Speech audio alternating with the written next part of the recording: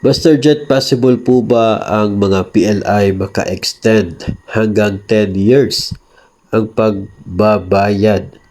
Actually, kahit 20 years or 30 years pa yan, posible. Yun ay kung magkakaroon sila ng agreement together with DepEd na papayagan ng DepEd ang PLI na magpapautang sa mga DepEd personnel hanggang sa ganito katagal na loan term, at kung mag-agree sila sa interest rate and other conditions doon po sa loan. Kapag mayroon silang agreement, ay pwede talaga na mag-offer yung bangko ng up to 10 years, 15 years, 20 or 30 years na term ng loan para sa mga DepEd personnel.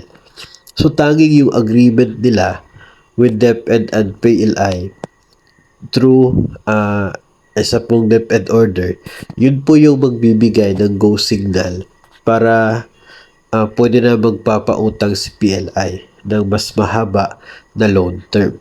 So ngayon, depende na po sa atin kung ilang taon yung gusto natin doon sa atin pong utang kay PLI. So sa tanong, posible ba? Posible. Pero yung tanong po dyan ay magkakaroon ba ng agreement para po sa ganyan kahaba na loan term? Magkano kaya yung magiging interest?